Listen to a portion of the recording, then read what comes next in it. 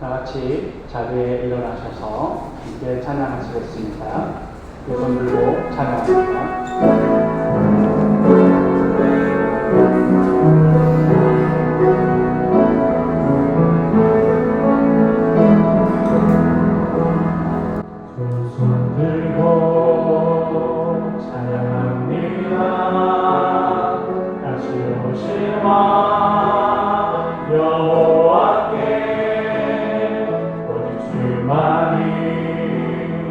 나를 다스리네.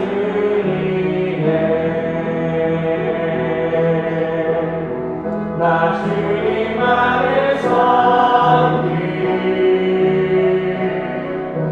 헛된 마음 버리고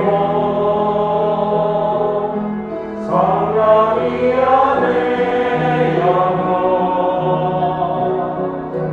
충만하게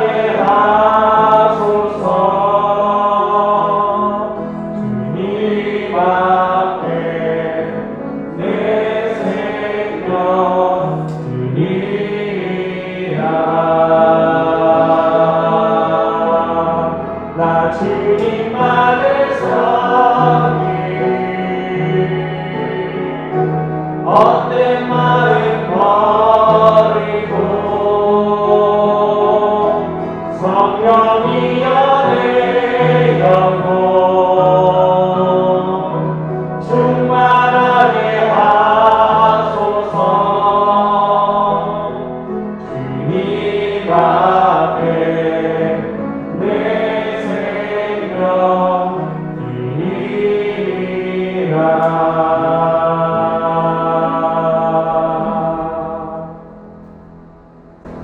거룩하신 하나님 앞에 겸손히 고개 숙여 묵도하시겠습니다.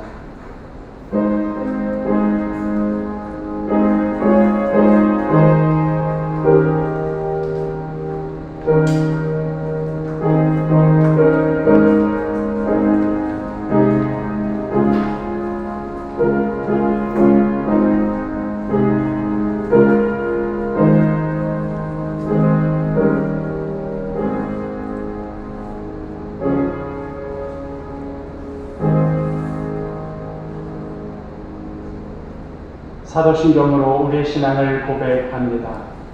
전능하사 천지를 만드신 하나님 아버지를 내가 믿사오나 그 외아들 우리 주 예수 그리스도를 믿사오니 이는 성령으로 잉태하사 궁정녀 마리아에게 나시고 본디오 빌라도에게 고난을 받으사 십자가에 못 박혀 죽으시고 장사한 지 사흘 만에 죽은 자 가운데서 다시 살아나시며 하늘에 오르사 전능하신 하나님 우편에 앉아 계시다가 저리로서 산자와 죽은 자를 심판하러 오시리라. 성령을 믿사오며 거룩한 공예와 성도가 서로 교통하는 것과 죄를 사하여 주시는 것과 몸이 다시 사는 것과 영원히 사는 것을 믿사옵나이다. 아멘.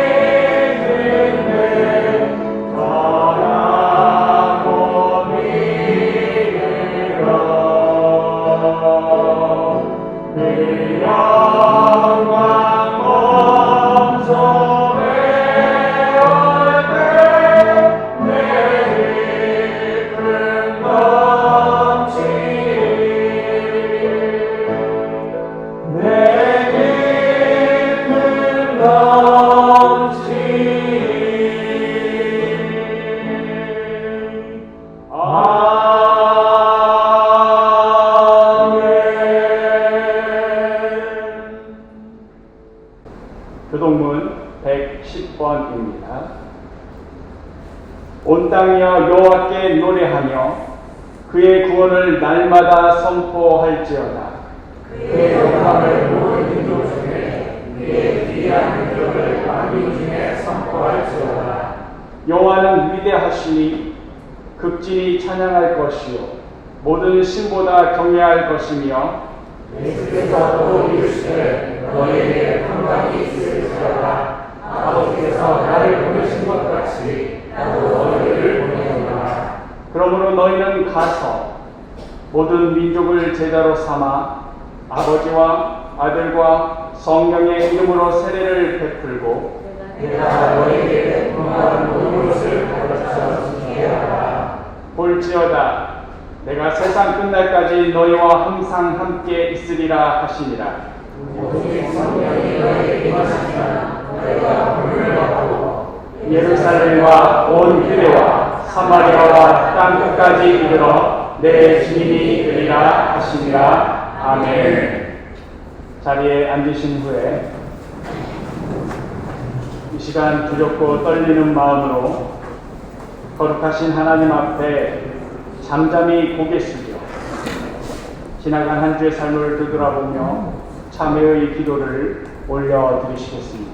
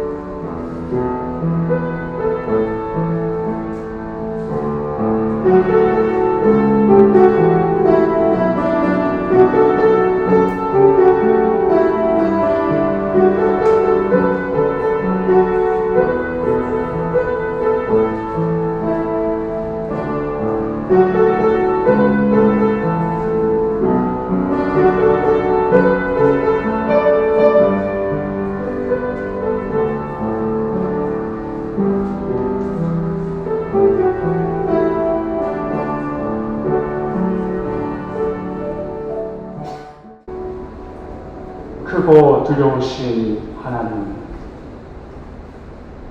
우리는 원하는 것은 무엇이든 가질 수 있고 바라는 것은 무엇이든 소유할 수 있어야 행복하다고 그렇게 배우고 그렇게 느끼고 살아왔습니다.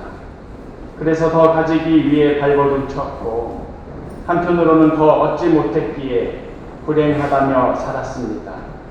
주님께서 우리에게 베풀어 주신 은혜를 바라보기보다는 남들과 비교하며 또 세상이 요구하는 기준에 맞추어 그렇게 살아갔습니다. 그러나 우리 사람이 얼마나 작고 초라한 존재인지요. 눈에 보이지도 않는 작은 바이러스에도 이렇도록 무기력합니다.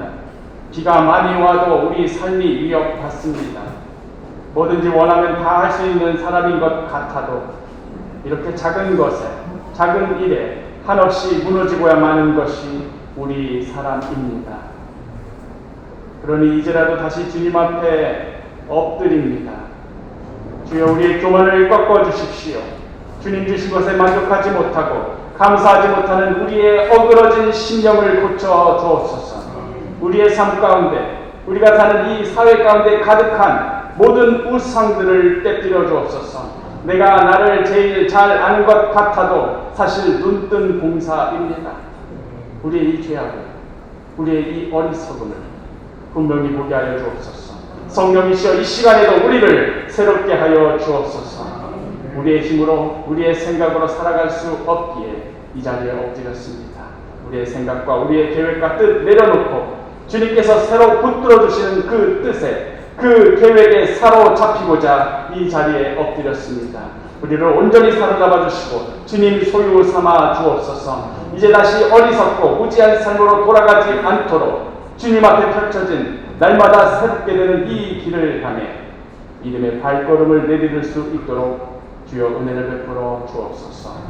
이 시간에 김아지 목사님을 통하여 선포되는 말씀, 그 말씀을 통하여 주님의 살아계심을, 주의 말씀의 능력을, 주님 뜻의 고귀함을 이 눈으로 직접 보게 하여 주옵소서. 맛보고 경험하게 하여 주옵소서. 코로나로 인하여 어린 생명들과 함께 예배 드리고 있습니다. 여러 어려움이 있지만 그러나 이 믿음의 현장 가운데 함께하는 것만으로도 우리의 자녀들이 귀한 믿음의 유산 가운데 자라게 하여 주옵소서. 우리 어린 신령들 가운데도 동일한 은혜를 베풀어 주옵소서. 이 모든 말씀 예수 그리스도의 이름으로 기도합니다. 아멘.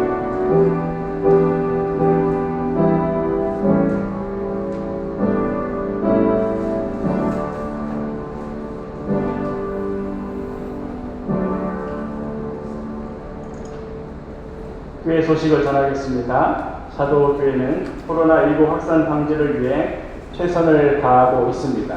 정부에서 정해놓은 지침 그 이상으로 열심을 다하고 있습니다. 따라서 우리 서로를 위하여서 교회 방문 수칙을 꼭 지켜주시기를 바랍니다. 나 자신을 위해서일 뿐만 아니라 다른 사람을 위해서도 그렇게 해주시길 바랍니다. 이 어려운 가운데 교회 학교에서 흩어지는 수련회를 진행 중입니다. 아이들이 한자리에 모일 수는 없지만 흩어진 자리에서도 하나님을 배워가고 경험하는 시간이 될 수 있도록 기도해 주시기를 바랍니다. 오늘은 그 첫 시간으로 주일학교 1학년, 2학년 딱 3명만 놓고 여름선교학교가 진행이 됩니다. 다음 주에는 3학년, 4학년, 또 5학년, 6학년 그리고 중고등부 또 청년부는 모이지 않고 전도사님을 찾아가서 퀴즈를 푸는 Go Quiz on the Block 이 프로그램을 유튜브에 올리고 있습니다. 많이 격려해 주시고 또 교회에서 알아서 잘 하니까 나는 그냥 지켜만 봐야겠다가 아니고 다시 한번 강조하지만 신앙 교육은 가정이 제 1순위입니다. 꼭 자신의 자녀를 신앙 안에서 잘 양육해 주시길 바랍니다. 큐티 다이어리와 매일기도 8월호가 나왔습니다. 말씀을 묵상하고 기도하는 일에 정성을 다해 주시기 바랍니다. 기쁜 소식과 또 안타까운 소식이 있네요. 차명대 청년이 어제 8월 1일 제대했습니다. 또한 소병진 청년은 돌아오는 화요일이죠. 8월 4일 입대합니다. 이 두 청년을 위하여서 기도해 주시기 바랍니다. 누가복음 1장 5절에서 17절 그리고 80절 말씀 제가 하나님의 말씀을 받들어 읽겠습니다. 유대왕 헤롯 때에 아비야 반열에 제사장 한 사람이 있었으니 이름은 사가랴요 그의 아내는 아론의 자손이니 이름은 엘리사벳이라. 이 두 사람이 하나님 앞에 의인이니 주의 모든 계명과 규례대로 흠없이 행하더라. 엘리사벳이 잉태를 못함으로 그들에게 자식이 없고 두 사람의 나이가 많더라. 마침 사가랴가 그 반열의 차례대로 하나님 앞에서 제사장의 직무를 행할세 제사장의 전례를 따라 제비를 뽑아 주의 성전에 들어가 분향하고 모든 백성은 그 분향하는 시간에 밖에서 기도하더니 주의 사자가 그에게 나타나 향단 우편에 선지라. 사가랴가 보고 놀라며 무서워하니 천사가 그에게 이르되 사가랴여 무서워하지 말라. 너의 간구함이 들린지라. 내 아내 엘리사벳이 내게 아들을 낳아주리니 그 이름을 요한이라 하라. 너도 기뻐하고 즐거워할 것이요 많은 사람도 그의 태어남을 기뻐하리니 이는 그가 주 앞에 큰 자가 되며 포도주나 독한 술을 마시지 아니하며 모태로부터 성령의 충만함을 받아 이스라엘 자손을 주 곧 그들의 하나님께로 많이 돌아오게 하겠습니다. 그가 또 엘리야의 심령과 능력으로 주 앞에 먼저 와서 아버지의 마음을 자식에게, 거스르는 자를 의인의 슬기에 돌아오게 하고 주를 위하여 세운 백성을 준비하리라. 마지막 80절 말씀. 아이가 자라며 심령이 강하여지며 이스라엘에게 나타나는 날까지 빈 들에 있으니라. 아멘. 네, 이 시간 우리가 너무나 사랑하는 김하진 목사님 이 자리에 맞이하게 될 텐데요. 우리 큰 소리로 환영할 수는 없죠. 지금 마스크 쓰고 있어서. 그런데 박수 소리로라도 우리 환영했으면 좋겠습니다. 큰 박수로 우리 김하진 목사님 환영해 주시길 바랍니다.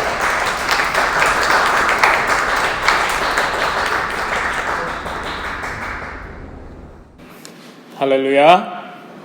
주님을 찬양합니다. 제가 기도하겠습니다. 사랑의 주님, 감사합니다. 저희가 이 자리에 모일 수 있는 것 다 주님의 은혜입니다. 하루하루 살아가는 것 다 주님의 은혜이고, 한숨 한숨 내뱉고 또 들이마시는 이 한숨 한숨이 다 주님의 은혜임을 고백합니다. 하나님, 이 자리에 우리가 나아온 것도 주님의 은혜인 줄을 믿고 감사합니다. 우리의 영의 눈을 열어주시고 우리의 마음을 열어주셔서 주님의 말씀을 받게 하시고 주님 안에서 소망을 발견하고 미래를 발견하고 그 가운데 주님과 동행하며 주의 뜻을 이루어갈 수 있도록 인도하여 주시옵소서. 감사합니다. 이 시간을 우리 성령 하나님께 의탁드립니다. 예수님 이름으로 기도드립니다. 아멘.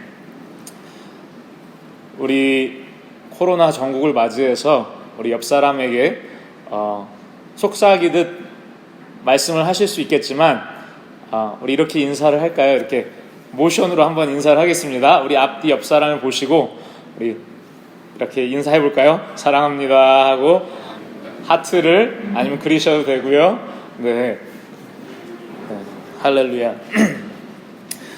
이 코로나 전국은요, 성인들뿐 아니라 아이들에게도 많은 스트레스를 준다고 합니다.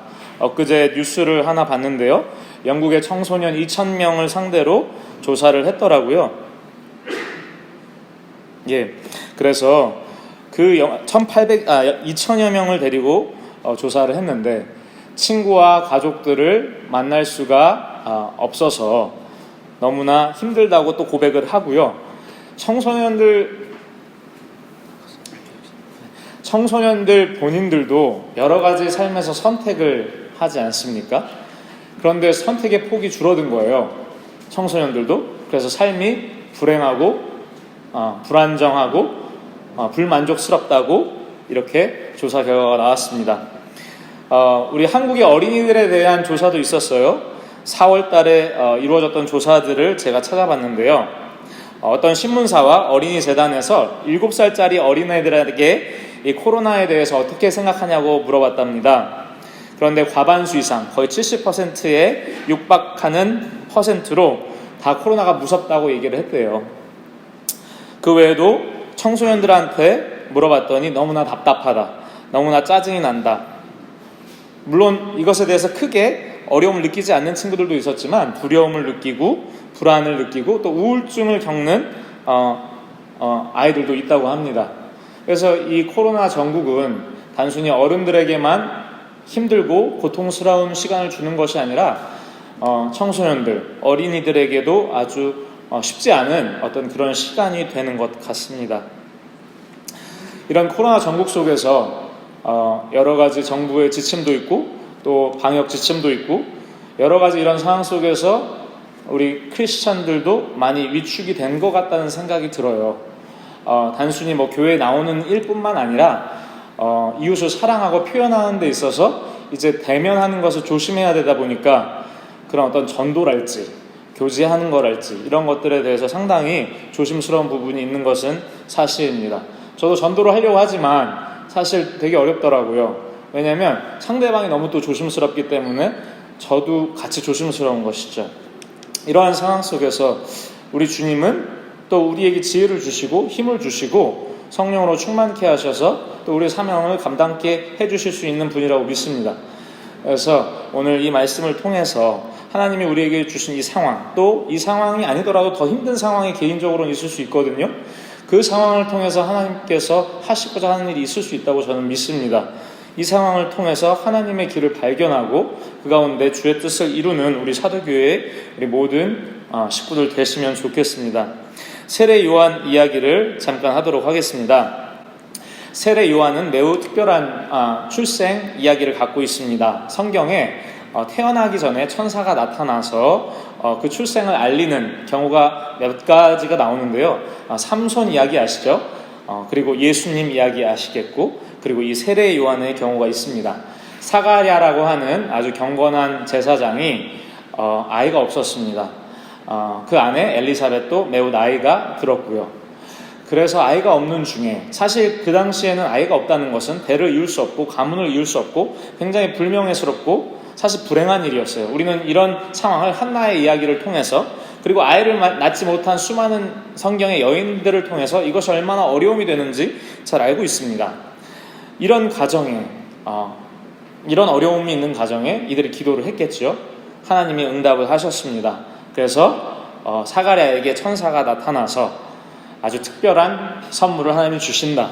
이 아들은 이름이 요한이고, 그리고 많은 사람들한테 기쁨이 될 것이고, 엘리야 같은 심령과 권능으로 예수님 메시아의 오심을 준비할 것이라고 이렇게 알려줍니다. 근데 사가랴가요, 이 사실을 믿지 못했습니다. 경건하지만 또 하나님의 율례를 잘 지키는 사람이었지만 인간의 눈에 불가능해 보이기에 의심을 했어요. 그래서 아들 세례 요한이죠, 출생하기까지 벙어리가 됩니다. 그리고 출생을 했을 때 혀가 풀리고 말을 하게 되는데요. 이러한 상황들이 너무 놀랍지 않으세요? 이러한 상황들이 그 지역의 여러 사람들한테 퍼졌던 것 같아요. 그래서 사람들이 1장 65절에 읽지는 않겠습니다. 이 아이가 장차 어떤 아이가 될까 다들 궁금해하는 아이가 된 것이죠. 사람들이 이렇게 생각했을 거예요. 이 아이는 제사장의 아들이지 않습니까? 레위 지파였겠죠. 그러니까 이 아들도 장차 엄청난 제사장이 될 수도 있고, 그 당시에 메시아에 대한 인식이 제사장과 연결된 그런 이미지도 있었습니다. 그래서 어쨌든 사람들이요, 기대감을 많이 가졌을 것입니다. 부모는 이루 말할 수 없겠죠. 당연히 이렇게 특별하게 얻은 자식이니까요. 그래서 세례 요한의 인생을 생각해 보면요, 사실 굉장히 제사장으로서 성공하기 좋은 위치에 있어요. 아버지 어머니가 경건할 뿐만 아니라 아버지도 레위인이고 어머니도 아론의 자손이니까 레위 지파에 속한 사람이겠죠. 그럼 생각해 보세요. 성경에 나오진 않지만 세례 요한의 할아버지 아니면 삼촌들, 사촌들 다 제사장들 아니겠어요? 그렇죠? 그러니까 얼마나 주변에 제사장들이 많겠습니까? 얼마나 그들이 도와줄 수 있겠어요? 그렇죠? 그리고 얼마나 그들도 기대하겠어요? 우리 조카가, 우리 손자가, 그렇죠? 정말 훌륭한 제사장이 되어서 이 나라의 복된 존재가 됐으면 좋겠다. 그 당시에 로마의 압제 속에 있었기 때문에 뭔가 이 나라의 새로움을 일으키는 그런 주의 종이 됐으면 좋겠다. 그런 어떤 열망뿐 아니라 자기 가문에 대단히 훌륭한 사람이 나오면 그 당시에 정말 중요하게 여겼던 이 명예라는 가치도 같이 상승합니다. 여러분, 우리가 대단히 유명한 인사와 친한 친구이거나 사진만 찍어도 공유를 하잖아요. 내가 이런 사람이랑 사진을 찍었어. 근데 이런 사람이 내 조카예요, 내 손자예요. 얼마나 대단하겠어요? 그러니까 얼마나 가족들의 입장에서 제가 상상을 해보니까 이 대단한 뉴스와 함께 태어난 이 아이가 잘 됐으면 좋겠다고 여러 방면으로 생각하지 않았겠습니까? 그래서 제가 생각해보니까 이 아이는요, 율법도 열심히 공부를 하고 예루살렘 성전에도 자주 드나들고 또 종교 지도자들과 왕래하면서 관계를 형성하면서 또 경건한 삶을 살면서 부모님의 또 뒤를 따라서 또 율례를 지키면서 훌륭한 대제사장의 길로 갈 수 있었던 것이죠. 그런데 하나님의 방식은 그게 아니었습니다. 하나님의 길은 사람이 일반적으로 추구하는 길과 매우 다를 때가 많은데 세례 요한의 경우도 약간 그랬던 것 같아요. 오늘 80절에 보면 이렇게 나옵니다. 아이 세례 요한이 자라며 심령이 강하여지며, 상반절엔 이렇게 나오는데요. 굉장히 좋은 얘기고 상식적인 얘기예요. 이 이야기는 사무엘한테도 나오고 예수님한테도 비슷한 얘기가 나옵니다. 하나님의 은혜사 가운데 잘 자란 것이죠. 어떤 시점인지 모르는데 하나님이 세례 요한을 광야로 이끄신 것 같아요. 예수님이 성령에 이끌려서 광야로 간다는 얘기는 있지만 여기서 요한은 그렇게 표현은 안 됩니다. 그렇지만 요한의 인생을 주님께서 이미 출생부터 인도하시고 계시다는 사실은 여러 부분에서 나오는데요. 두 가지를 말씀드리면 세례 요한은 모태에서부터 성령에 충만했고 그리고 태어났을 때 하나님의 손이 그와 함께 있다 그랬어요. 하나님이 그가 자랄 때 함께 하셨고 광야에 간 것도 하나님의 섭리 속에 이루어진 것이죠. 어떻게 보면 부모님 밑에서 사랑받으면서 얼마나 특별하게 태어난 아이입니까? 나이든 부부에게 그렇게 자라면서 성공대로를 갈 수 있었는데 하나님은 그렇게 하시지 않았다는 거죠. 광야로 보냈습니다. 그 척박한 땅에 죽음의 땅으로 하나님이 인도하신 거예요. 그리고 그를 역사의 무대에 세우시기까지 그곳에 머물게 하셨습니다. 여러분, 광야가 어떤 곳인가요? 우리는 광야를 직접 접하지 않기 때문에 이 삶을 잘 이해하기 쉽지 않지만 그래도 충분히 상상할 수 있고 충분히 유추를 할 수 있습니다. 마태복음과 마가복음을 보면요, 세례 요한이요 낙타털 옷을 입었다고 하고요, 허리에 가죽띠를 띠고 메뚜기와 석청을 먹었다라고 나옵니다. 여러분, 저는 이렇게 멋있는 옷을 입고 지금 설교를 합니다. 특이하죠? 이 옷은 필리핀에서 입는 바롱이라는 옷인데 공식 석상에서 입는 행사 때 입는 옷이에요. 약간 좀 특이한, 그쵸? 품새가 있지만 나름의 멋이 있습니다. 살펴보면. 근데 세례 요한은 이런 멋진 옷을 입고 광야에 생활한 것이 아니에요. 낙타 털로 만든 옷을 입었습니다. 그리고 허리에 가죽띠를 띠고 그리고 메뚜기와 석청을 먹었다 그래요. 어떤 분들은 이렇게 생각하실 수 있어요. 상당히 웰빙 음식 아닐까. 그렇지만 대부분의 사람들은 메뚜기를 먹기 힘들 거라고 생각해요. 물론 석청은 야생에서 생산된 꿀이니까 사실 좋은 거긴 하겠죠. 그런데 제가 생각해 봤습니다. 지금 한번 상상해 보세요. 광야를 상상해 보시고 지금 낙타의 털옷을 입고 있는 세례 요한을 상상해 보십시오. 근데 메뚜기가 막 뛰어다녀요. 가만히 나 잡아먹으세요 이렇게 있지 않죠? 그러니까 메뚜기를 막 잡으러 다녀야 되는 거예요. 그리고 꿀도 찾아가야 되는 거예요. 그럼 벌들을 해치고 메뚜기를 잡아서 먹는데 그것이 과연 정말 대단하고 행복한 삶일까? 그 배경을 살펴보면요, 이런 음식들은요 부유한 사람들이 먹는 게 아니라 가난한 사람들 중에서도 가난한 사람들이 먹을 것이 없을 때 먹던 음식이었어요. 그러니까 세상에서 어떤 잘 살고 행복하고 그런 기준에 부합한 삶이 전혀 아니었고요. 그러니까 배고픔이 있었을 거라고 저는 생각을 합니다. 그리고 정갈도 있고 뱀도 있고 맹수도 있지 않겠습니까? 그런 위험한 상황 속에서 또 살아가야 했을 것이라는 생각이 들어요. 그리고 그쪽이 일교차가 굉장히 심하다고 해요. 낮에는 40도까지, 영상 40도니까 굉장히 뜨겁죠. 밤에는 영하 10도까지 내려가는 그런 상황 속에서 매일매일을 살아내고 또 비도 많이 오지 않고 지형적으로 이게 물이 땅의 흡수를 너무 잘해서 물이 고여있지를 않다고 해요. 그러니까 물을 구하기도 쉽지 않고 모래바람도 있고 또 강도들도 있을 수 있고 생존하기에 너무 불편하고 위험하고 어려운 그런 땅이고 또 심리적으로는요 저는 상당히 외로웠을 것이라고 봅니다. 광야에 지나가는 여행객이 있을 수 있고 순례자들이 있을 수 있고 있겠지만 그 사람들이 세례 요한과 같이 사는 건 아니지 않습니까? 그렇죠? 그러니까 얼마나 외로울까? 인간이라면 당연히 관계를 맺고 교제를 하고 싶은데 얼마나 외로웠을까? 그 영적인 공격도 있었을 거라고 저는 추측해 봅니다. 예수님이 40일 동안 금식하실 때 마귀가 와서 굉장히 본색을 드러내서 시험을 하는데 그런 시험이 아니더라도 얼마나 많은 생각들과 그런 고민들이 또 왔겠어요. 그러니까 여러 가지 정말 어려운 상황이었을 것이고 오늘 주보를 보시면 한번 주보를 들어보실래요? 세례 요한을 아마 이탈리아의 화가가 그린 그림 표지에 그리셨을 거예요. 근데 저는 좀 다를 것 같아요. 기독교의 상징성을 잘 살려서 서양의 관점으로 그린 세례 요한인데 실제로 제가 상상을 해보니까 어땠을 것 같아요? 저는 세례 요한이 꽉 말랐을 것 같아요. 왜냐하면 기름진 음식을 먹고 사는 게 아니잖아요. 그리고 걸어야 되고 뜨겁고 땀을 얼마나 흘리겠어요. 그리고 여기는 얼굴이 하얗지만 실제로 얼굴이 새까말 것 같아요. 여러분 해수욕장에 가시면 그 구조해 주시는 요원들이 있잖아요. 아주 우리 같은 한국 사람이지만 그분들은 맨날 떼약볕 속에 있으니까 아주 검게 그을리셨잖아요. 그런 피부에. 그리고 저는 이렇게 약간 귀여운 정도의 수영을 길러봤습니다. 그런데 세례 요한 같은 경우는 아마 털복숭이처럼 산적처럼 그렇게 수염이 있지 않을까. 그리고 상당히 세련된 느낌의 가죽옷을 입고 있어요, 그림에는. 근데 제 생각에는 모래바람, 먼지 이런 것들이 얼마나 많겠어요. 그러니까 딱 보면요, 우리나라로 치면 일종의 굉장히 특이한 도사 느낌. 근데 우리나라랑 좀 다르겠죠. 그런 느낌의 굉장히 기괴해 보이는 사람이었을 것 같아요, 제 생각에는. 그 시대의 사람들과는 굉장히 다르게 생긴 그런 모습의 그런 사람일 것 같아요. 제가 좀 더 상상을 해봤습니다. 가족들과 이웃들은 어떻게 이 세례 요한을 봤을까? 세례 요한의 부모님이 죽었을 거라고 생각하는 학자들이 많습니다. 왜냐하면 이미 나이가 들어서 이 아이를 낳기 때문에. 그럼 부모님이 아니더라도 그 친지들, 이웃들을 생각해 보세요. 그리고 부모님의 입장으로도 한번 제가 적용을 해봤습니다.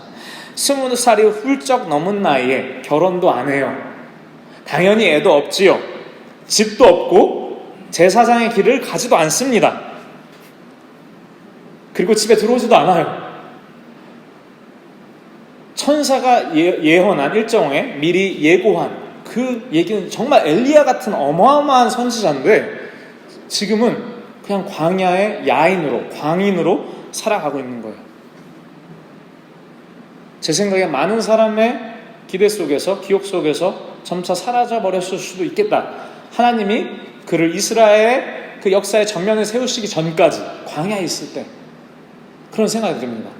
마땅히 갈 수 있는 그 길을 가지 않았던 거죠. 제사장으로서의 길을 가지 않고 야인으로서, 광인으로서 그렇게 살아가는 모습이 그 시대에서 생각할 수 있는 그런 길, 상식적인 길, 추구되는 길에서 많이 벗어나 있다고 저는 느껴졌습니다. 근데요, 성경을 보면요, 이 광야가요, 하나님이 가장 선호하시는 훈련의 장소 중에 하나입니다. 예가 너무 많기 때문에 다 말씀드릴 수는 없지만 아브라함, 이삭, 야곱도요 비슷한 환경에 있었고, 제가 이삭 예를 하나 드리면 이삭이요 물이 없는 곳에 있다 보니까 우물을 파지 않습니까? 그런데 거기서 다툼이 일어나고 또 우물을 양보하고 이런 상황들 보면 물이 없는 그런 힘든 상황 속에서 족장들도 살았고 또 이스라엘 백성들도 애굽에서 나와서 광야 생활을 했고 그 이전에 모세도 광야에서 40년을 살았고 그리고 다윗도요 세계의 광야에서 돌아다니면서 사울을 피했습니다. 동굴에 숨고 여러 광야에 숨고 그리고 뭐 엘리야든지 또 예수님 또 사도 바울도 아라비아 반도에서 3년여의 시간을 보내는데 비슷한 지형과 상황 속에 있었을 것이고 그 이후에 사막의 교부들도 있거든요. 이 교부들도 그런 광야 속으로 들어갔습니다. 왜 그렇게 들어갔냐? 정말로 하나님을 의지하지 않으면 살 수 없는 그런 환경인 것이죠. 척박한 땅, 죽음의 땅, 하나님만을 바라봐야 하는 그 땅, 그 상황 속에 하나님이 이들을 이끄셔서 이들이 하나님을 찾고 하나님을 바라고 하나님을 경험케 하시면서 그 시대에 구원 사역에 하나님이 사용하시도록 준비되었던 것입니다. 그리고 세례 요한도 동일한 경험을 했다고 저는 생각이 듭니다.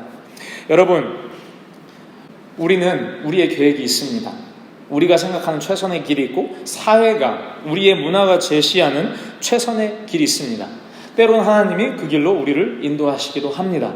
그렇지만 아주 많은 경우에 하나님의 방법과 길은 우리와 매우 다를 때가 많이 있지 않습니까?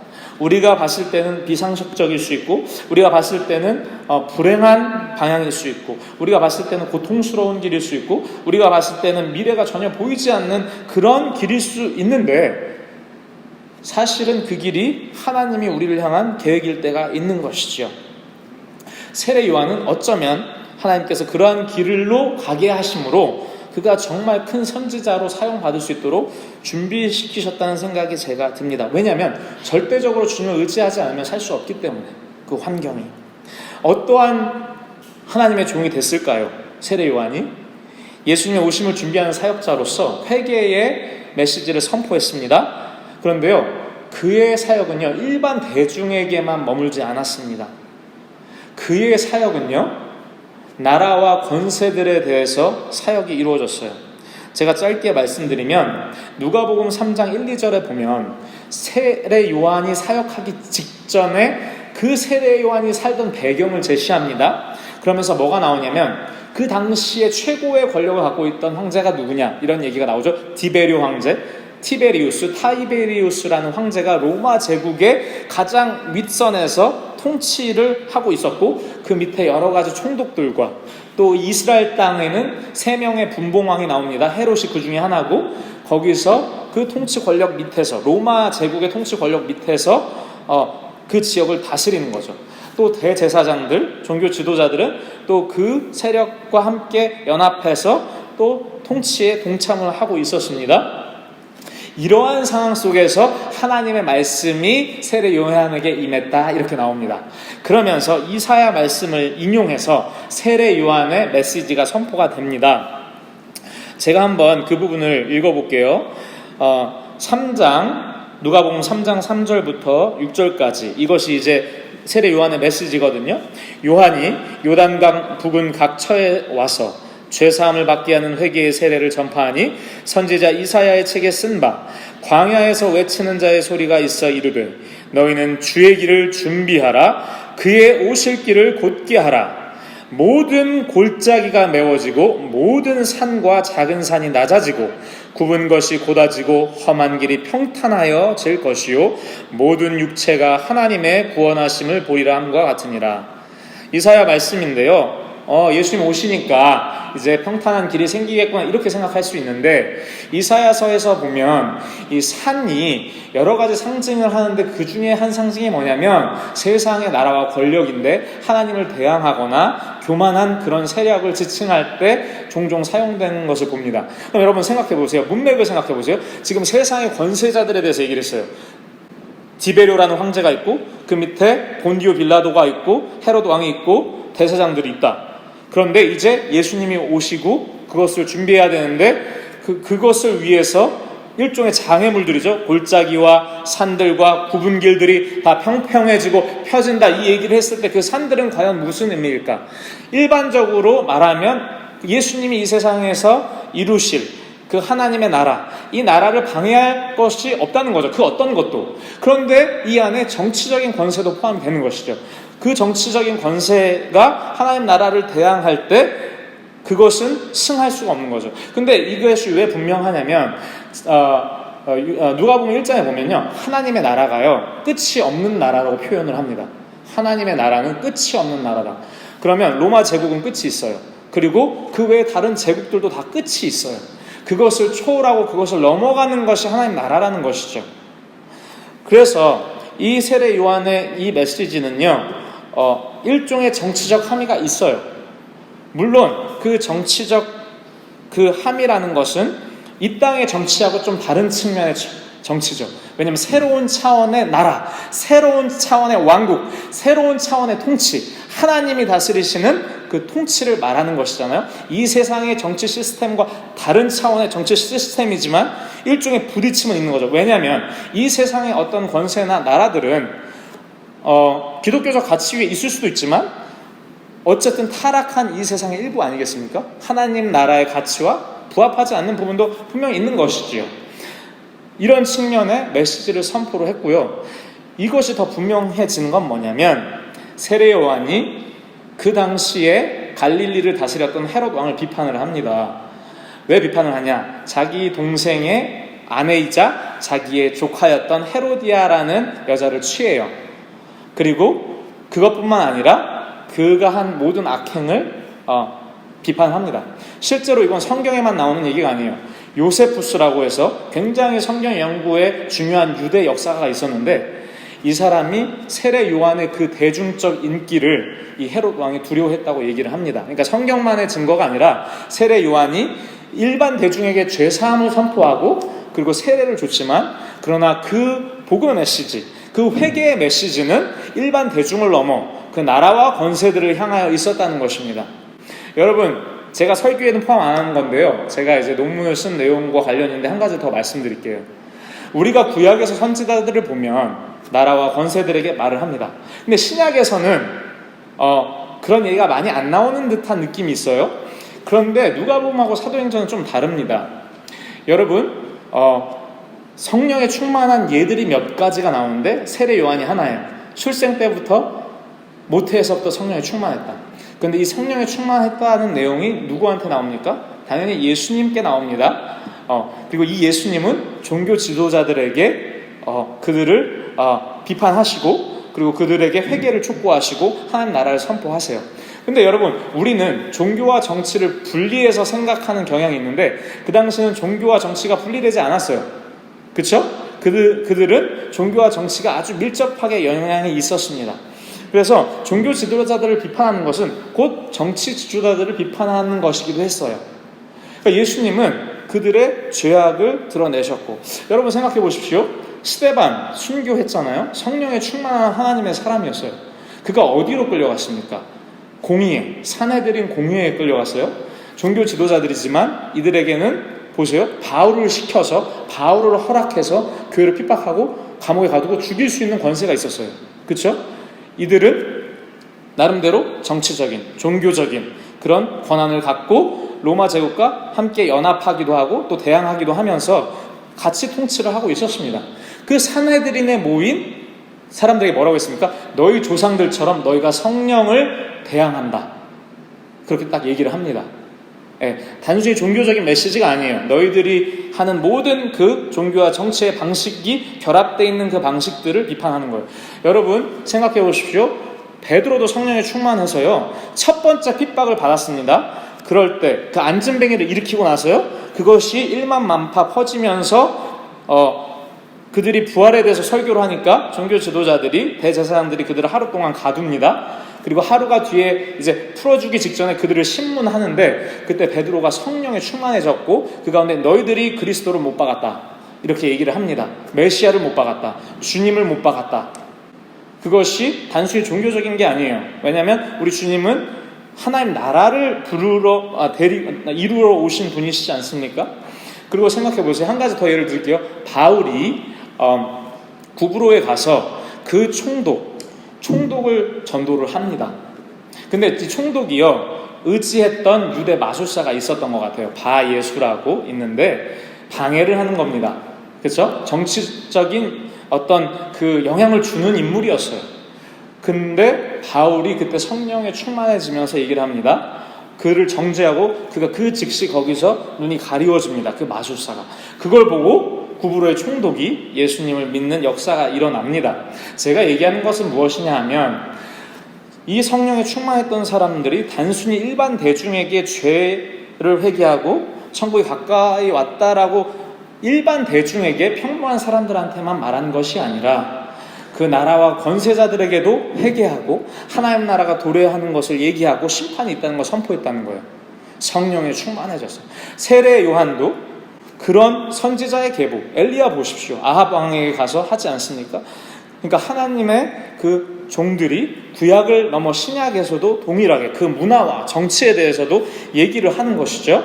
왜냐하면 그들도 구원을 받아야 되고 그들도 하나님의 심판 속에 있습니다. 그렇죠? 그래서 이러한 사명을 세례 요한이 감당했던 것입니다. 다시 좀 돌아가면요, 세례 요한의 그 광야의 삶으로 다시 방향을 전환을 하면요, 이런 척박한 땅에서, 죽음의 땅에서 절대적으로 하나님을 의지해야 하는 그 땅에서 세례 요한이 이렇게 준비되었을 때 비록 모습은 좀 기괴할 수 있었지만 하나님은 그를 성령의 능력으로 그 복음의 메시지를 전하게 하시고 그 나라에 대해서 선포하게 하시고 그래서 많은 이들을 주님께로 돌아오게 하고 예수님을 오는 그 길을 준비하도록 하셨습니다. 우리 사랑하는 성도 여러분들, 여러분들의 삶 속에 광야가 있을 것입니다. 코로나가 많은 사람들에게 광야의 상황을 제공하고 있는 것이 사실이라고 믿고요. 그렇지만 우리 개인의 삶 속에서 어려움들이 있을 것이에요. 재정의 문제도 있을 것이고 건강의 문제도 있을 것이고 진로와 미래의 그런 어려움도 있을 것이고 또 영적인 공격도 있을 것입니다. 제가 엊그제 저희 친구들, 중학교 동창들이랑 얘기를 했는데 한 5명의 친구들이 있어요. 근데 그 친구들이 기독교적 배경이 있는데 사실 신앙인들이 아닌 거예요. 근데 물어보면 어떤 일들이 있었냐면 자기 할아버지나 할머니가 예수님 믿으시는데 그분들이 이제 새벽 기도도 하시고 신앙 열정이 있는 거예요. 그런데 그 친구들이 그 할아버지 할머니를 따라서 교회도 다니고 했는데 그들이 경험했던 여러 가지 교회 경험들 중에 안 좋은 경험들이 있고 또 한 가지는 영적인 경험도 있더라고요. 제 친구 한 명 이랬어요. 자기가 어렸을 때 자기 형들이 과위에 눌리고 이상한 것을 보고 자기도 이상한 것을 보고 과위에 눌리고 너무 공포스러운 상황을 경험했는데 사실 주변에 크리스찬들이 있었는데 그것에 대해서 얘기를 해준 사람이 없는 거예요. 설명을 안 해주는 거예요. 그 공포 속에서 자라게 되고 기독교에 대해서 만약에 그 계기를 속에서 만약에 설명이 되어지고 치유가 되어지고 하나님의 사랑을 경험했다면 조금 더 다른 삶을 살았을 수 있겠지만 그것이 잘 소통이 되지 않고 해결이 되지 않은 상태로 살다 보니까 때때로 그것을 계속 경험하고 공격을 당합니다. 근데 저는 친구 사이지만 그런 상황을 몰랐던 거예요. 그런 것들이 교회로부터 멀어지게 하고 가족들로부터 멀어지게 하고 이런 결과들이 있더라고요. 그러니까 여러 가지 영적인 상황 속에서 어려움이 계신 분들도 있을 것입니다. 안 좋은 습관, 중독의 문제도 있을 것이고 여러 가지 이런 어려운 상황들, 어떻게 보면 불행하다고 느껴지는 상황들, 앞이 보이지 않는 상황들이 있을 거예요. 또 죄로 인해서 일어난 일도 있을 거예요. 그런데 저는 이렇게 생각해요. 하나님의 백성이라면 설령 그 어려운 환경이 죄로 인해 일어났다고 하더라도 히브리서에 보면 하나님이 우리가 정말 자식이기 때문에 훈계하시거든요. 저는 하나님을 향한 초대고 또 훈련이라고 생각을 합니다. 그래서 여러분 속에 어떤 광야가 있는지 모르겠지만 그것이 설령 실수와 잘못이라 할지라도 우리가 주님의 백성이라면 주님은 그 길로 우리를 인도하셔서 우리가 주님을 바라고 찾을 때 하나님을 경험케 하시고 소망을 갖게 하시고 그 가운데 우리를 사용하고자 하시는 줄을 믿습니다. 아멘. 그래서 여러분의 그 삶 속에서 그 어려운 일들이 나는 왜 이렇게 불행할까? 왜 나는 이 일이 풀리지 않을까? 이렇게 생각하셨다면 오늘 이 이야기를 통해서 하나님이 나를 초청하시는 것이 아닌가? 하나님이 나를 통해서 무엇인가 일하고 싶어 하시는 것이 아닐까? 이 불가능한 상황을 통해서 이렇게 생각을 우리가 바꾸어서 생각하면서 주님께 나아가기를 원합니다. 이사야 55장 8절 9절 아마 잘 아시는 말씀인데요. 하나님의 길과 우리의 길이 다르다는 것을 잘 표현합니다. 8절에 주님이 이렇게 말씀하신 거죠. 이는 내 생각이 너희의 생각과 다르며 내 길은 너희의 길과 다름이니라. 여호와의 말씀이니라. 이는 하늘이 땅보다 높음같이 내 길은 너희의 길보다 높으며 내 생각은 너희의 생각보다 높음이니라. 우리의 계획과 우리의 가는 길 그것과 하나님의 길이 다를 때가 많고 때로는 우리가 생각하는 그 길과 너무 다를지라도 그 길이 주님이 우리에게 준비하신 가장 온전한 길일 수 있다는 사실을 기억하셨으면 좋겠어요. 제가 짧게 제 간증을 하고 오늘 말씀을 마무리하도록 하겠습니다. 제가 미국에서 대학을 다녔습니다. 그리고 신학을 미국에서 하려고 생각을 했어요. 많은 사람들이 미국에서 하라고 했습니다. 근데 저희 아버지께서 얘기했어요. 하진아, 너는 한국 사람이고 네가 앞으로 어디로 하나님 인도하실지 모르지만 한국 교회의 정서를 잘 이해하고 너는 한국 사람으로서 항상 나라를 사랑하고 나라를 잘 이해해야 된다. 그래서 한국으로 오라고 하시는 것입니다. 저는 굉장히 갈등을 했어요. 많은 사람들은 저는 미국으로 가라고 했거든요. 근데 기도 중에 아버지께서 말씀하시는 것도 있고 또 일리도 있고 그래서 결국은 고민 끝에 한국에 왔습니다. 그래서 한국에서 신학을 하게 됐죠. 그러면서 이제 저희 사모와 교제를 했습니다. 우리가 한국에 있든 외국에 있든 제가 선교사 자녀로 자라면서 외국 사람을 대하는 사역을 할 수도 있을 텐데 우리 아내도 영어를 좀 하면 좋겠다. 그리고 선교지도 좀 봤으면 좋겠다. 그래서 필리핀에 한 1년 정도 가서 선교도 하고 훈련도 받고 영어도 배워보자라는 것이 5년이 됐어요. 근데 거기서 제가 선교를 하면서 공부를 할 수 있는 기회가 있었습니다. 근데 이제 그 결정을 할 찰나에 제가 아는 교수님들 중에 한 분이 너는 어렸을 때부터 영어도 하고 여러 가지 왜냐하면 영어를 늦게 하셔서 공부하시는 분들은 그게 얼마나 어려운 걸 아시잖아요. 그래서 저보고 차라리 더 유럽이나 미국이나 리서치하기 더 좋은 나라로 가서 공부를 해라. 이런 권고를 여러 번 해주셨어요. 어른들이 하신 말씀이니까 제가 뭐 이렇게 수긍을 하고 또 이해를 하지만 또 하나님의 제안에 이끌어 가시는 게 있잖아요. 결국은 필리핀에서 또 선교를 하면서 또 학업을 하게 되었습니다. 물론 한국이나 미국이나 유럽이나 이런 나라들에 비해서 환경은 많이 열악하지만 하나님께서 그리로 인도하신다는 생각이 들었습니다. 근데 제가요 이제 한 5년간의 시간을 돌아보니까 하나님께서는 제가 단순히 선교하고 또 공부하는 그 이상의 많은 것들을 가르쳐 주셨더라고요. 첫 번째 제가 배운 것은 가족을 사랑하는 법이었습니다. 저는요 목사 안수를 받으면 목사가 되고 사모가 전도사님이나 목사님이랑 결혼하면 그냥 사모가 된 걸로 생각했어요. 왜냐하면 저희 아버지 어머니가 저를 낳기 전의 모습을 전 모르잖아요. 그냥 아버지 어머니가 목사님이시고 선교사님이시고 사모님이니까 그렇게 됐다고 생각을 하잖아요. 그쵸? 그런데 저희가 막상 제가 전도사가 되고 목사가 되고 선교사가 되고 또 아내도 엄마가 되고 사모가 되고 이런 과정을 통해서 급격한 변화가 일어나서 해보니까 어마어마한 어려움들이 있는 거예요. 사모가 한국에서 벌었던 벌이의 10분의 1로 가족이 같이 살아야 되는 거예요. 시작할 때. 말이 안 되는 거죠. 아무리 필리핀이 우리보다 물가가 낮더라도 어려운 일들이잖아요. 그리고 이미 제가 우리 성도님들한테 간증을 했기 때문에 길긴 안 하겠지만 여러 갈등과 고민과 다툼과 부부싸움과 그런 것들이 있는데 사실은 너무 힘든 시기였지만 지금 돌아보니까 하나님이 저에게 깨달음 주신 게 있어요. 아내를 깊이 사랑해야 된다. 아직도 부끄럽습니다. 제가 우리 사모 얼굴을 보기에 부끄럽지만 제가 말씀드리는 게 그런 깨달음이 있어요. 아내를 깊이 사랑해야 된다. 깊이 정말 그 마음을 깊이 이해하고 그 필요가 무엇인지 깊이 알고 그 사랑을 할 때 사역도 가능하구나. 그런 것들을 하나님 깨닫게 해주셨어요. 그래서 저 아직도 훈련 받고 아직도 애쓰는 과정에 있지만 그 생각을 주신 것 자체가 큰 변화였습니다. 또 한 가지는 뭐냐면요, 필리핀 사람들을 통해 배운 거예요. 사람들을 판단하지 않고 환영하는 법. 저희 필리핀 교회는 남자분이시지만 여자의 옷을 입고 오시는 분들이 있어요. 흔히 말하는 동성애자들이 옵니다. 필리핀은 상당히 많거든요. 그런데 제가 한국에서만 있었다면 그분들이 점점 더 사회에 나오고 계시지만 아직 접하기가 어렵지 않습니까? 근데 거기서 일상처럼 하는 거예요. 머리를 잘라주시는 분, 뭐 바베큐를 파시는 분, 이런 분들이 너무 많은 거예요. 교회도 오시고. 그 가운데 그분들의 이야기를 듣고 그분들과 교제하고 그분들을 정죄하지 않으면서 또 환영하는 법을 배우면서, 그러나 그들과 관계하면서 또 복음을 전하는 것도 배우는 것이죠. 그래서 제가 오기 전까지 저를 머리를 잘라주신 분이 여자 모습으로 계신 남자분이세요.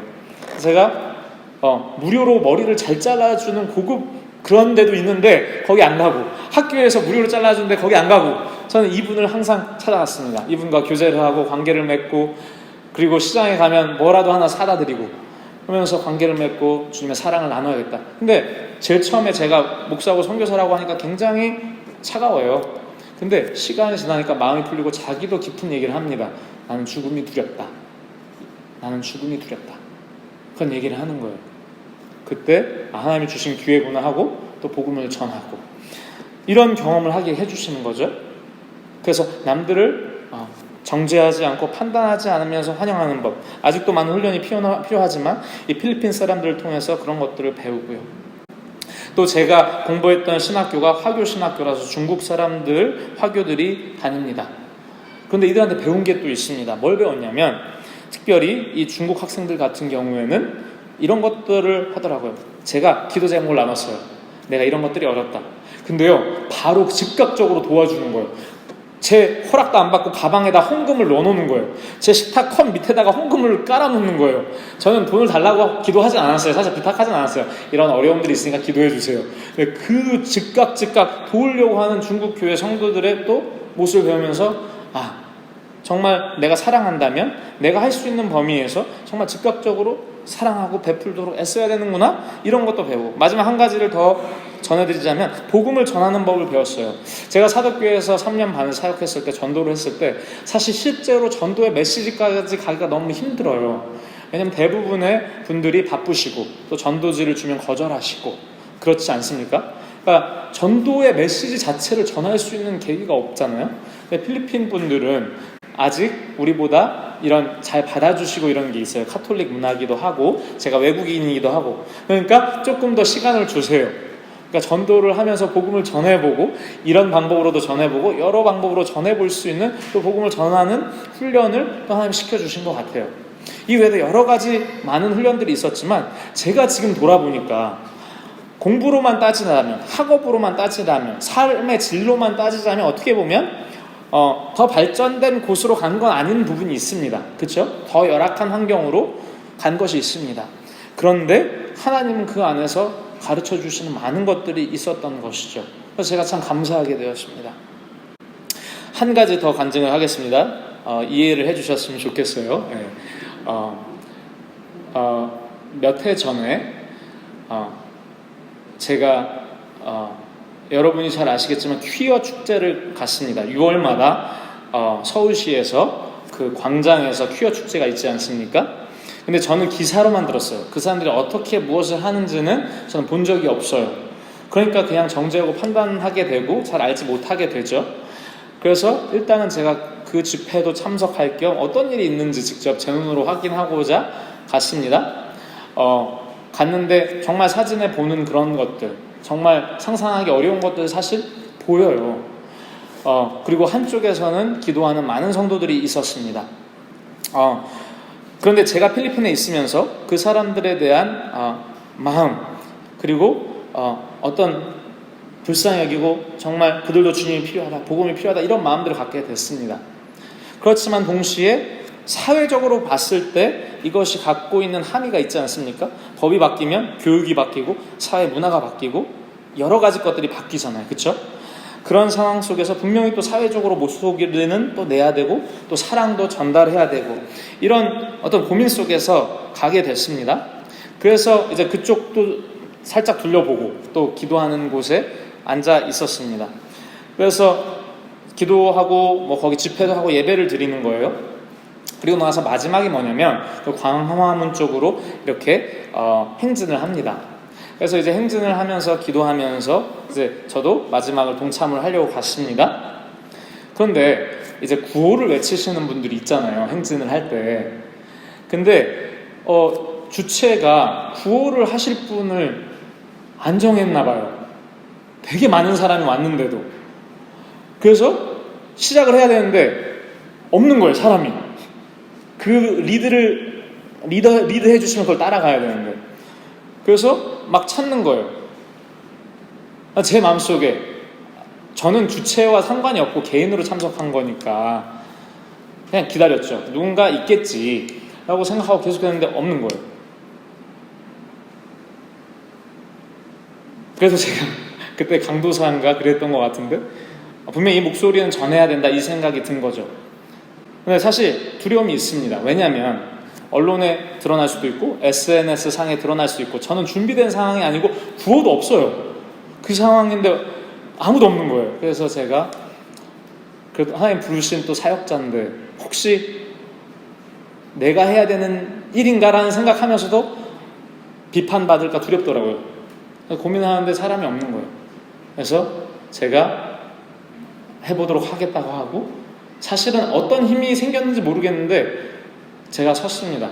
그래서 정신이 없었어요, 사실.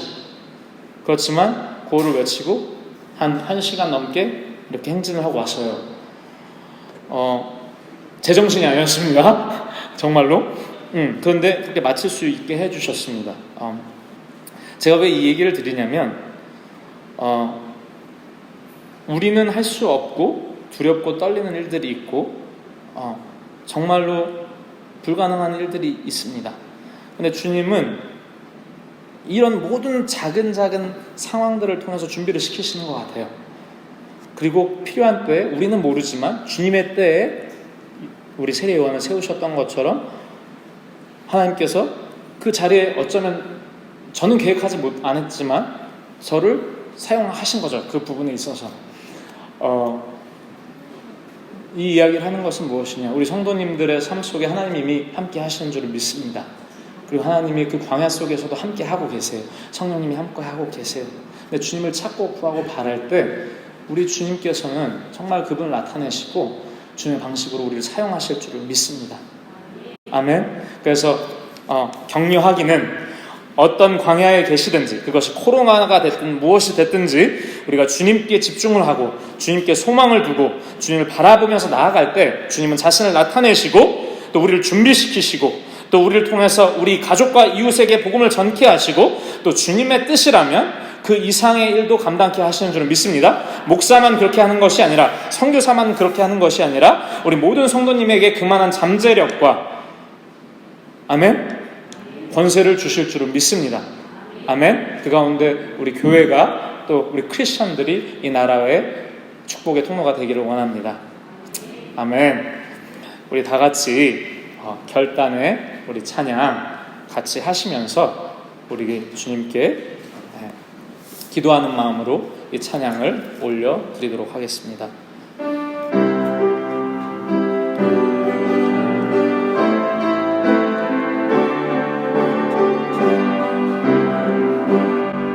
세상의 유혹 시험이 내게 몰려올 때에 나의 힘으로 그것들 모두 이길 수 없네. 거대한 폭풍 가운데 위축된 나의 영혼 어찌할 바를 몰라 헤매이고 있을 때 주를 찬양, 손을 들고 찬양. 전쟁은 나에게 속한 것 아니니 주를 찬양, 손을 들고 찬양. 전쟁은 하나님께 속한 것이니 거짓과 속임수로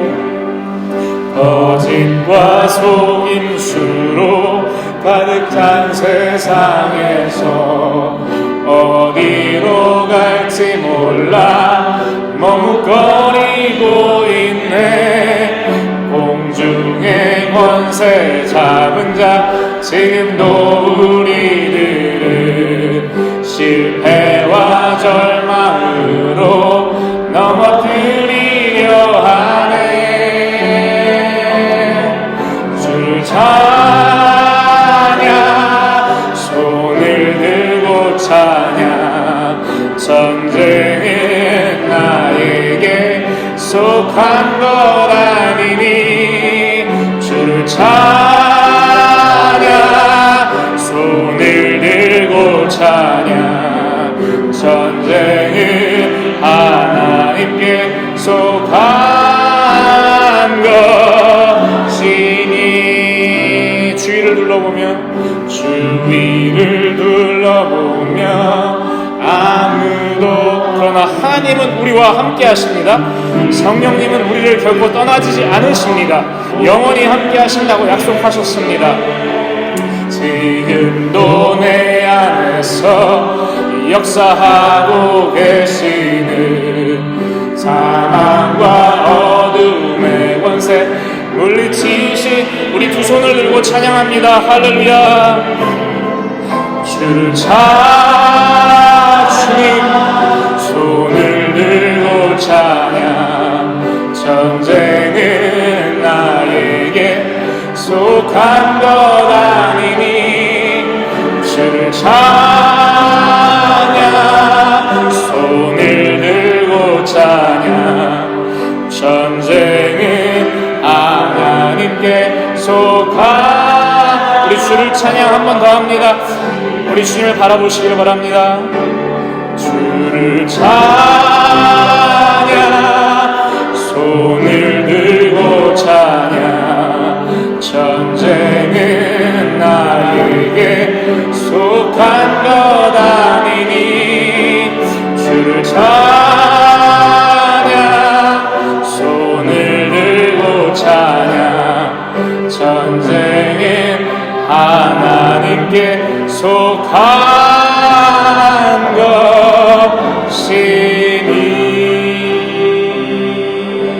것이니. 기도하시겠습니다. 사랑의 주님 감사합니다. 하나님, 세상은 흔들리고 변해도 우리 주님의 사랑은 변함이 없습니다. 우리 아버지가 되어주시니 너무나 감사합니다. 이 세상의 인생은 짧습니다. 언젠가는 죽음을 맞이하는 것이 인생입니다. 그러나 영원한 삶을 예비하여 주시고 죄악된 우리를 예수 그리스도 당신의 아들을 통해서 구원하여 주시니 감사합니다. 우리는 이러한 은혜를 받기에 합당하지 못한 죄인들입니다. 그러나 당신의 아들로 십자가에 못 박혀서 죽게 하시고 우리의 죄를 다 지게 하셔서 대신 벌을 받게 하시고 우리를 깨끗하게 하시고 자녀되게 하시니 감사합니다. 비록 이 세상에 광야와 같은 어려움들이 많이 있습니다. 산을 하나 넘고 또 넘어도 또 다른 산이 기다리고 있습니다. 그러나 그 가운데서도 우리 주님은 우리와 함께 하십니다. 성령으로 함께 하십니다. 우리가 그 주님을 바라보며 나아갈 때에 그 광야 속에서도 천국을 경험하게 하여 주시옵소서. 주님의 사랑을 경험하게 하여 주시고 주님을 온전히 의지하는 그 믿음을 주셔서 또 그 사랑을 우리의 이웃에게, 우리의 가족에게, 우리의 친구와 직장 동료에게, 또 이 나라에게 선포할 수 있도록 하나님 도와주십시오. 코로나 전국으로 많은 사람들이 어르신들과 또 어린이에 이르기까지 스트레스가 있습니다. 어려움들이 있습니다.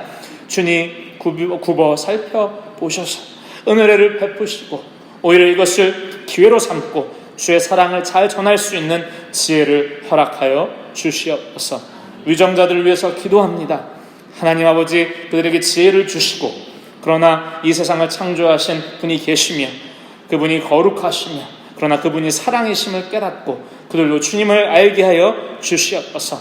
그 가운데 지혜로 이 나라를 잘 이끌어갈 수 있도록 도와주시고 하나님, 주님의 사랑과 주님의 공의와 그 진리가 넘쳐나는 대한민국 되게 하여 주시옵소서. 하나님, 오늘 귀한 예물을 갖고 나왔습니다. 하나님, 이 예물뿐만 아니라 우리에게 주어진 모든 것이 다 주님께 온 것입니다. 그러나 우리가 마음을 다하여서 이 정성을 다하여서 주님께 드릴 때 이 예물을 기뻐 받아주시고 이 예물을 사용하여 주시며 청지기 된 주의 백성으로서 우리에게 주어진 모든 물질을 하나님 나라와 의를 위하여 사용하게 하여 주시옵소서. 하나님, 또 마음을 담아 들었습니다. 기도의 소원을 담아 하나님께 드립니다. 우리 아버지 되신 주님, 우리 성도들의 우리 그 소원함과 갈망을 아십니다. 주의 뜻 안에서 이것들이 주의 영광을 위해서 잘 이루어지고 합력하여 선을 이룰 수 있도록 인도하여 주시옵소서. 감사드립니다. 하나님, 영광 받아 주시옵소서. 예수님 이름으로 기도합니다. 아멘. 우리 다 같이 자리에 일어서셔서 축도로 주일 예배를 마치도록 하겠습니다. 기도하겠습니다. 여호와는 내게 복을 주시고 너를 지키시기를 원하며 여호와는 그의 얼굴을 내게 비추사 은혜 베푸시기를 원하며 여호와는 그 얼굴을 내게로 향하여 드사 평강 주시기를 원하노라. 지금은 우리의 유일한 구원자이시자 하나님의 아들이신 주 예수 그리스도의 한없는 은혜와 이 세상을 창조하시고 주관하시고 그 아들을 아낌없이 내어주신 하나님 아버지의 극진하신 사랑과 진리와 권능으로 주의 백성을 거룩하게 하시며 그리고 복음의 증인이 되게 하시는 성령님의 교통하심과 능력 주심이 사도교회 모든 성도들과 그들의 가정과 일터와 사역 위에 그리고 이 한국교회 위에 항상 함께 있을지어다. 아멘.